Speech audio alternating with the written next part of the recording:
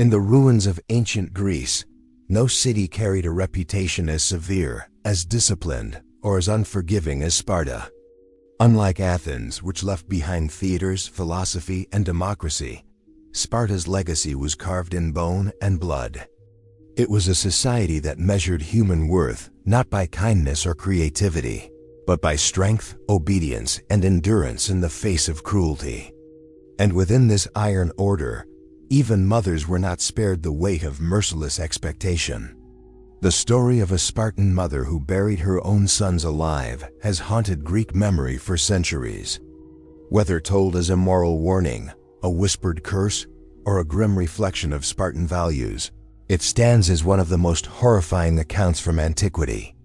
A society that celebrated the cry of newborn warriors as the voice of the state could also turn a mother's hands into instruments of ritual death. To understand this tale, we must first understand Sparta itself, a city built not on family bonds, but on the annihilation of them. Sparta was no ordinary polis. It was a war camp disguised as a state, designed to strip away everything considered weak or sentimental. Children were not born for themselves, but for the city. From the moment an infant drew its first breath, it was inspected by elders. If the child was judged weak, deformed, or unfit for the harsh life of a soldier, it was cast aside, abandoned at the foot of Mount Taygetus to die from exposure.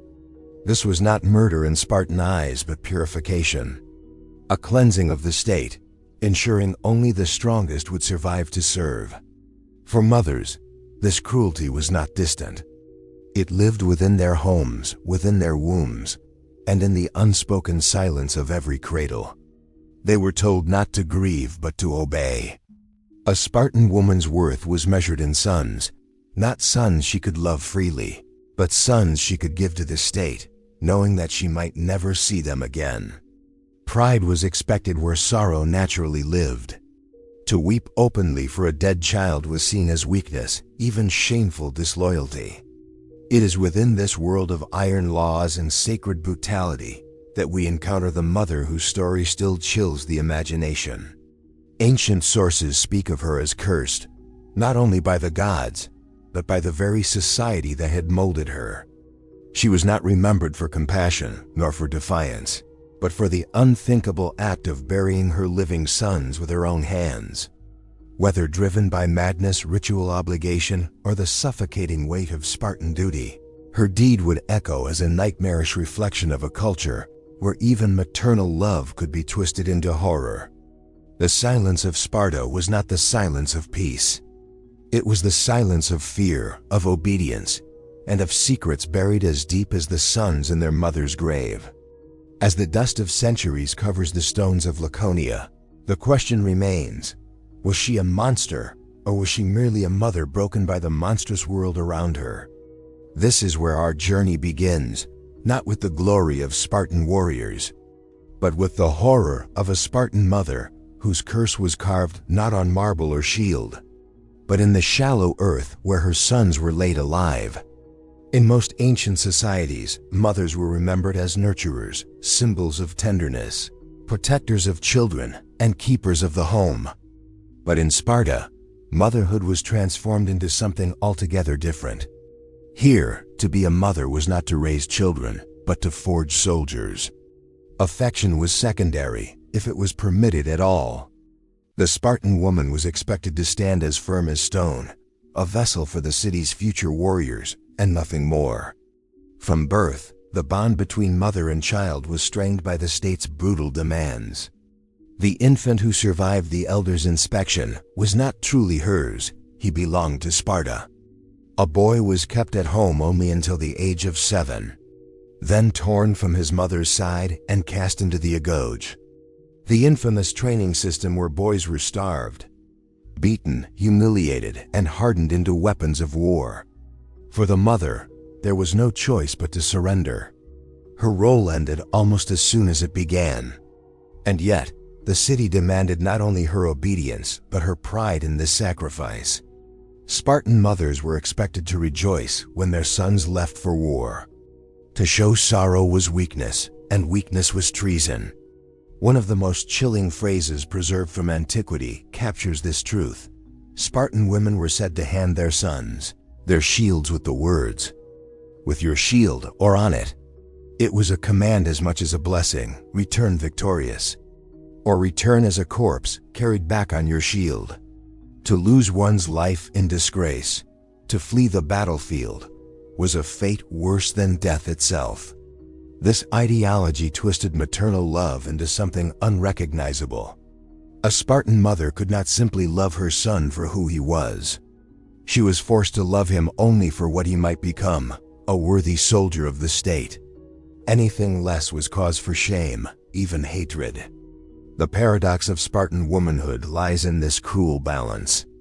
Women in Sparta had more freedom and respect than their counterparts in Athens. They could own property, inherit wealth, and even speak with a boldness that shocked other Greeks. But this freedom was purchased at the cost of their humanity as mothers. They were free because the state demanded they be strong, cold, and uncompromising, guardians of Sparta's harsh ideals. Ancient writers preserved tales of Spartan mothers who embodied this merciless spirit. When news of their sons' deaths reached them, some did not wail in grief, but asked a single question: did he die bravely? If the answer was yes, they held their heads high. If the answer was no, shame consumed them. In one account, a Spartan mother reportedly killed her own son when he fled from battle, declaring that she would not bear a coward. It is within this cultural furnace that the story of the cursed mother who buried her sons alive begins to make sense. Her act was horrifying, but it was not born in isolation. It was shaped by a society that demanded cruelty even from those who gave life. To be a mother in Sparta was to be both creator and executioner, both nurturer and destroyer. Thus, pride and cruelty became inseparable. In the silence of the Spartan household, where a child's laughter was fleeting and the shadow of war eternal, love was not measured in embraces but in sacrifices to the state. And for one mother, perhaps driven by superstition, desperation, or madness, that sacrifice reached its most terrifying form: not the shield, not the battlefield, but the cold earth itself. If the Spartan home was cold, the agoge was colder still. At the age of 7, every boy was torn from his mother's arms and delivered into a system designed to break him down and rebuild him into a soldier. From that moment forward, the child no longer belonged to his family. He was the property of Sparta. The agoge was not merely training. It was an ordeal of systematic cruelty. Boys were starved to teach them cunning, beaten to teach them endurance, and humiliated to teach them obedience.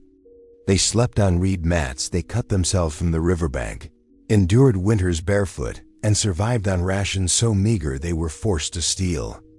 If caught stealing, it was not the theft that brought punishment, but the failure. Pain was constant, but complaint was forbidden. A Spartan boy was expected to suffer in silence, as though even the voice of agony betrayed weakness.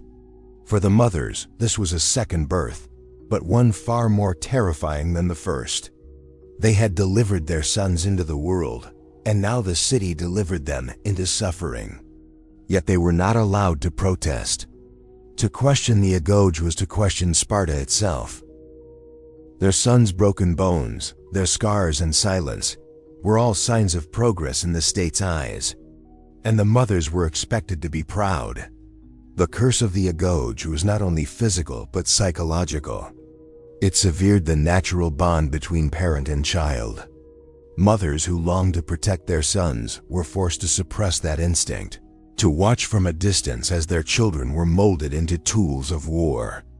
Love was swallowed by fear: fear of shame, fear of dishonor, fear of failing to produce a warrior worthy of the Spartan name. Ancient accounts describe how boys, once returned from training, could look upon their families with a strange detachment. The tenderness of youth had been stripped away, replaced by the cold eyes of soldiers. In this sense, the agoge did not only belong to the sons, it haunted the mothers as well. Their children were alive, yet no longer truly theirs. The system carried its own dark rituals of death, Instructors were permitted to beat boys mercilessly, sometimes to the point of killing them if they believed it served discipline. And when such deaths occurred, they were not treated as tragedies, but as sacrifices to the ideal of Spartan strength. Mothers were expected to bear the loss without tears, to accept it as an offering demanded by the city. It is against this backdrop of silent suffering that the story of the Spartan mother, who buried her sons alive, takes on its most chilling context. Her act may not have been an isolated madness, but a reflection of the world she inhabited, a world where children were already condemned to cruelty, where death was an acceptable price for discipline, and where mothers were conditioned to harden their hearts against the cries of their own flesh and blood. In the Agoge, love was not extinguished but twisted. Mothers learned to measure it not in comfort or protection, but in how willingly they could surrender their sons to suffering. And in the case of one woman, that surrender did not stop at the gates of the training grounds. It went deeper, into the earth itself. To the outside world, the Spartan mother appeared as the embodiment of strength, proud, unyielding, and silent in the face of loss. But beneath that hardened surface, the weight of expectation carved deep wounds into the mind. In a society where women were judged not by their compassion, but by their ability to produce warriors, the burden of motherhood often became unbearable. The story of the mother who buried her sons alive is not merely a tale of cruelty. It is a window into the psychological torture inflicted by a system that demanded everything and forgave nothing. For a Spartan woman, failure to produce strong sons was seen as a kind of treason. Whispers of weakness followed families whose children faltered in the Agoge or disgraced themselves in battle. A mother's identity was inseparable from the destiny of her sons. If they failed, she failed. If they were deemed cursed, she bore the curse as well. In such an atmosphere, love and madness could easily intertwine. Superstition magnified this torment. The Greeks lived in constant fear of divine will, and Sparta was no exception. Illness, deformity, or misfortune in children could be seen as punishment from the gods. Oracles at Delphi, ominous dreams, and ancestral curses weighed heavily on mothers. Some believed that burying the living, returning life to the earth before the gods themselves demanded it, could appease divine anger or break a family curse. Within such a framework, the unthinkable could appear as ritual necessity. Madness was not only personal, but collective. The city itself encouraged a kind of controlled insanity, stripping individuals of private choice until they no longer knew where duty ended and cruelty began. A mother taught from childhood to value strength above tenderness, honor above survival, could eventually see even her own children through the distorted lens of Spartan ideals. To kill could be an act of obedience. To protect could be an act of betrayal. Accounts of Spartan women's harshness are not rare. Ancient writers tell of mothers who mocked the grief of others, who celebrated their sons' deaths in war, and who shamed cowards even in their own bloodlines. The society cultivated in women a fierce detachment that bordered on the inhuman.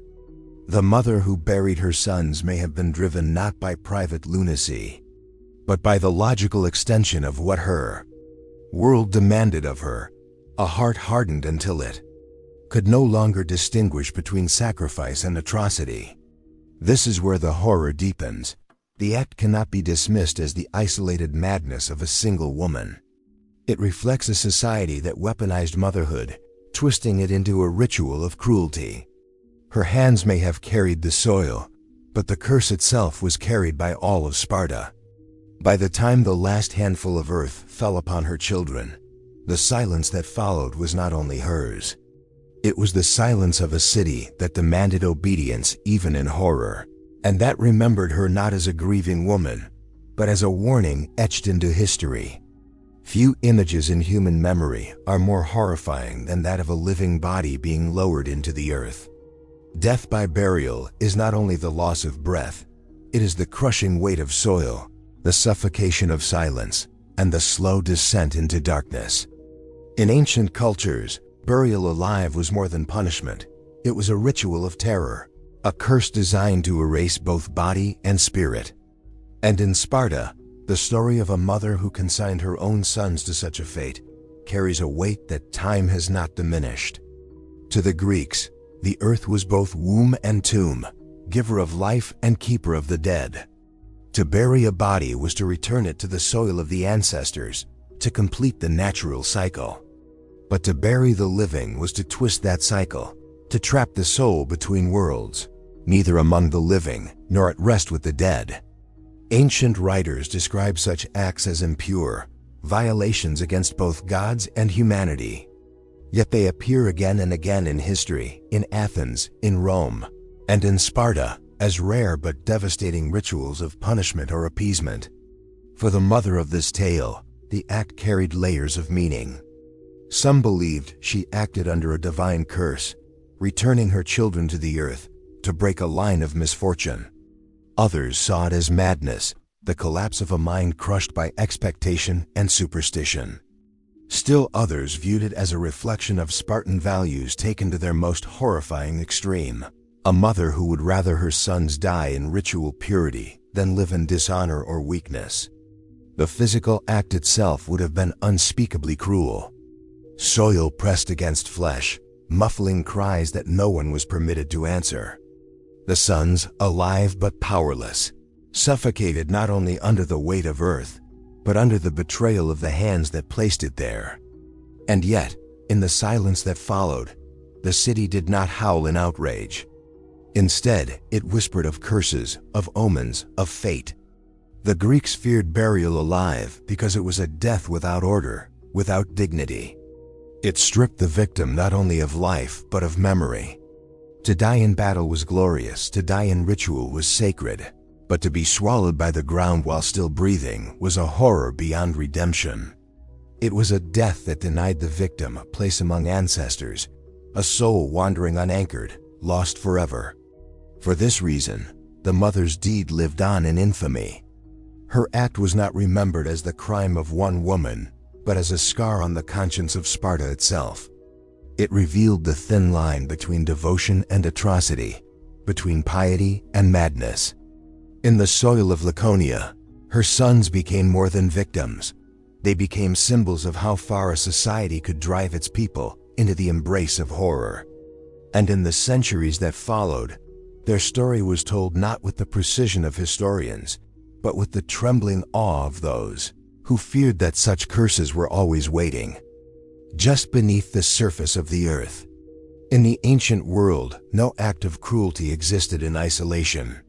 Behind every punishment, every sacrifice, every death, there lingered the shadow of the divine. The Greeks believed that the gods spoke not with mercy, but with riddles, warnings, and threats. And in Sparta, where obedience to the state was entwined with obedience to the divine, the whispers of the gods could drown out even the cries of children. Central to this was the Oracle of Delphi, the voice of Apollo himself, where priestesses delivered cryptic prophecies that could decide the fate of entire cities. Sparta, more than any other Greek polis, lived under the weight of such pronouncements. Victories in war, the founding of colonies, even the survival of dynasties depended on the interpretation of a few enigmatic words. To disobey the oracle was to invite ruin. To obey it, no matter how cruel the command, was to secure divine favor. Within this religious framework, acts of horror could be reframed as acts of piety. The burial of living victims, rare but recorded in both Greek and Roman traditions, was often described as an offering to the chthonic gods, those dark deities of the underworld who demanded blood or life to quiet their wrath. When plague struck, when war threatened, when omens darkened the skies, human life could be laid into the earth like an offering, a desperate plea for the gods to turn their gaze elsewhere. The story of the Spartan mother who buried her sons alive carries the weight of this tradition. Some ancient voices claimed her act was not madness but obedience, that she believed her sons cursed by divine judgment, and that only by returning them to the soil could the gods be appeased. To bury them was not to murder, but to purify. To spare them was to condemn the city. In such a world, a mother's natural instinct to protect was silenced by the greater terror of divine punishment. Religious fear in Sparta was not abstract. It was woven into daily life, into sacrifices before battle, into festivals where youths were whipped until their blood stained the altar of Artemis Orthia, into the belief that strength was not merely a civic duty, but a sacred command. The gods did not reward tenderness. They rewarded discipline, endurance, and the sacrifice of the few for the survival of the many. Thus, the whispers of the gods became a chorus of cruelty. They gave shape to superstition, voice to fear, and justification to acts that would otherwise seem unthinkable. The Spartan mother's curse was not only her own but reflected the divine silence she lived under, a silence that demanded obedience even when it demanded atrocity. In the end, whether the gods truly spoke or whether their whispers were only the echo of human fear, the result was the same: children swallowed by the earth, a mother condemned to infamy, and a city left with the memory of a horror it dared to call sacred. In ancient Greece, the gods judged from above, but it was often the community that delivered the harsher verdict. In a world where honor defined worth, shame was a punishment as brutal as any sword. For women, this burden was heavier still. Their reputations were bound not only to their families, but to the very fabric of civic pride.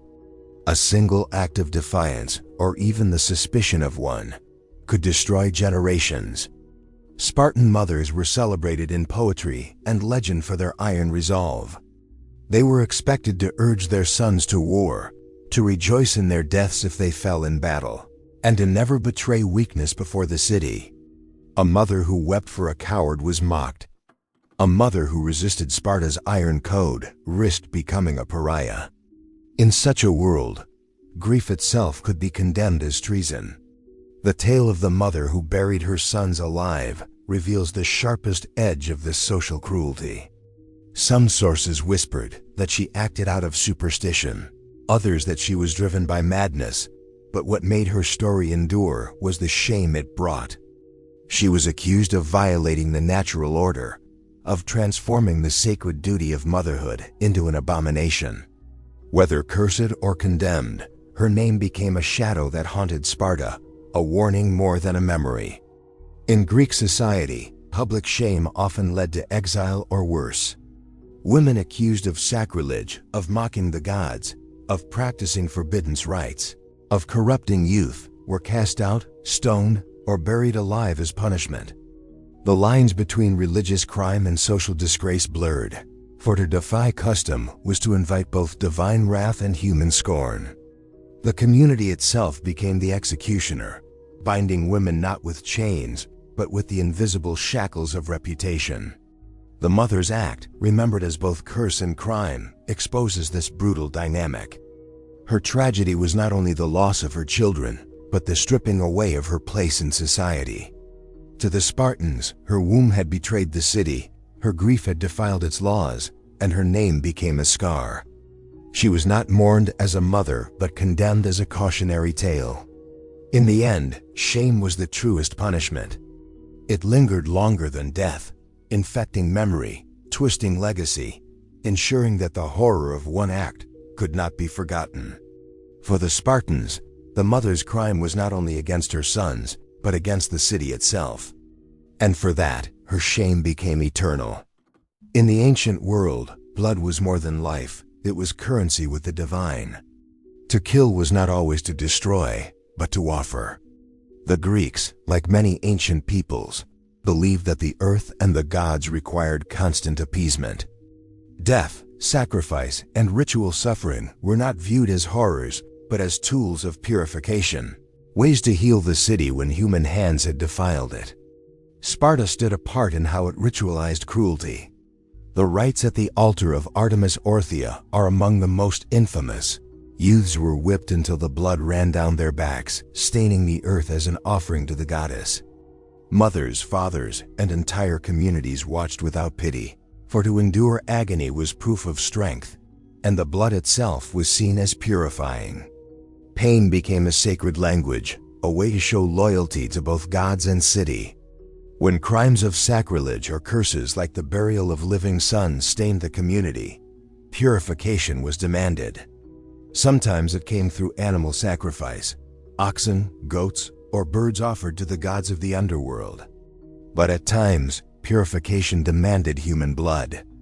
Burials of the living, ritual killings, or enforced suicides became the ultimate offerings, meant to cleanse the city of guilt.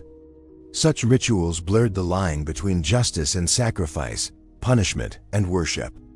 The story of the Spartan mother belongs within this framework. Whether or not her act was driven by personal delusion, it was remembered through the lens of ritual, the idea that burying her children alive was a grotesque purification, a way to silence a curse or satisfy the dark gods beneath the soil. The horror of the act was reshaped into an offering, twisted into the logic of ritual necessity. The wider Greek world provides chilling parallels.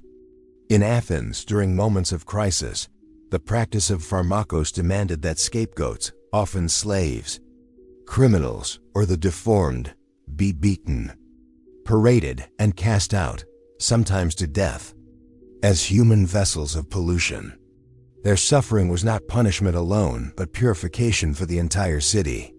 Blood became the detergent of civilization. Thus, in Sparta as elsewhere, cruelty was sanctified. Violence against the body was rebranded as cleansing of the soul. The mother's crime, terrible as it was, could be reframed as a dark ritual, a tragic offering that bound her story to the wider Greek belief that suffering itself was holy. But purification never erased horror. It only masked it, allowing societies to continue in their cruelty while claiming the mantle of divine order. And in this silence of ritual, the cries of the buried sons, like the blood of countless scapegoats, were absorbed into the soil, never to be heard again. Every civilization leaves behind its monuments, temples of marble, statues of heroes, inscriptions of triumph. But beneath these proud remnants lies a darker legacy, the graves with no names, the bones left without honor, the silent places where memory itself was meant to vanish. For the Greeks, and especially for the Spartans, such burials carried both fear and shame. To be buried alive was not only a physical torment, but also a spiritual exile. The Greeks believed the soul could not rest if the rites of proper burial were denied. Without the washing of the body, the laying out of the shroud, and the libations poured into the earth, the dead wandered restless, trapped between worlds. A grave without ritual was a curse upon the living as much as upon the dead. The Spartan mother's act, consigning her sons to the soil while breath still filled their lungs, created such a wound. Their graves, if they could be called that, were not shrines of remembrance but pits of silence. No offerings were poured, no hymns were sung. Their burial was an erasure, as if their existence itself had become pollution to be hidden away. The earth became a prison, not a resting place. This horror echoes through Greek history. In Athens, traitors were sometimes denied burial entirely, their bodies left for the birds. In times of plague, mass graves swallowed the nameless, stripped of ritual because fear overcame custom. And in both Greece and Rome, those accused of sacrilege could be buried alive beneath the ground, entombed not for honor but as an offering to appease angry gods. The soil became the final executioner. For the community, these silent graves were meant to erase memory. Yet silence often speaks louder than stone. The absence of ritual became a story in itself, a wound that survivors could not ignore. Even in Sparta, where cruelty was valorized, whispers would linger of a mother's curse, of sons buried alive, of a silence beneath the ground that no law could ever quiet. The soil of Greece is rich not only with temples and theaters, but with forgotten graves, each one a reminder that cruelty does not vanish. It seeps into the earth, preserved like a hidden text beneath the ruins of history. And though the sons of Sparta had no names carved in stone, their silence has endured for centuries, a darker monument than any pillar could ever raise. Sparta is remembered in legend as a city of warriors, a society where courage was worshipped and weakness despised. Yet beneath the gleaming myth of discipline lies a darker truth, a civilization built as much on fear as on strength. The tale of the mother who buried her sons alive is not an isolated horror, but a symbol of the contradictions at the heart of Sparta's legacy. The Spartans prided themselves on endurance, on their ability to silence pain, to turn suffering into honor. But the memory of cruelty, whether the whippings at Artemis Orthia, the silent graves of scapegoats, or the whispered curses of mothers, reveals a society trapped by its own severity. Fear of shame, fear of the gods, fear of dishonor bound Spartans as tightly as their laws. They were warriors not only against their enemies, but against themselves, crushing every human instinct of tenderness in the name of discipline. Historians and poets alike wrestled with these shadows. Some admired Sparta's relentless strength, holding it as a model of virtue. Others recoiled, condemning it as a society that sacrificed humanity for survival. The story of the mother survives because it embodies this duality, both admired as an act of grim devotion to the city, and condemned as the ultimate violation of maternal love. Her name may have been forgotten, but her act endures as a scar carved into history. In the centuries that followed, Sparta declined. Its walls, once feared across Greece, fell silent. Its power faded, its victories turned to memory. Yet the legend of Spartan cruelty lived on, whispered through generations as both warning and fascination. It is not the victories of Sparta that haunt us today, but its tragedies. The discipline that once defined it now appears inseparable from the horrors it committed in the name of survival. The legacy of fear is this: that cruelty, once sanctified as duty, never truly disappears. It echoes in history, staining memory, challenging us to ask what price a society is willing to pay for strength. For Sparta, the price was blood, silence, and the cries of sons buried alive. The cruelty of Sparta did not vanish with its decline. Roman writers like Plutarch and Cicero preserved stories of Spartan discipline, both admiring and condemning them. In Rome, where civic duty and family loyalty often clashed, the story of the mother who buried her sons alive became a parable. For some, it was proof of Sparta's devotion to the state above all. For others, it was a warning of how fear and superstition could twist even the most sacred bonds. The Romans borrowed Spartan rituals, reshaping them into their own spectacles of blood, gladiatorial games, executions, and human sacrifices disguised as justice. In this way, the curse of the Spartan mother lived on, refracted through a new empire of cruelty.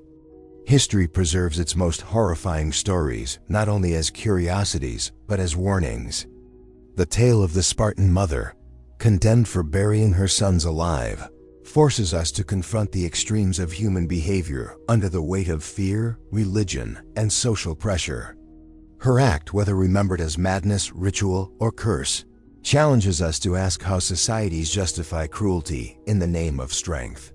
The silence of her sons' graves is not only a tragedy of ancient Greece, but a mirror for all civilizations that sanctify violence. In the end, the true horror is not one mother's act, but the culture that made it possible, and the memory that ensures it can never be forgotten.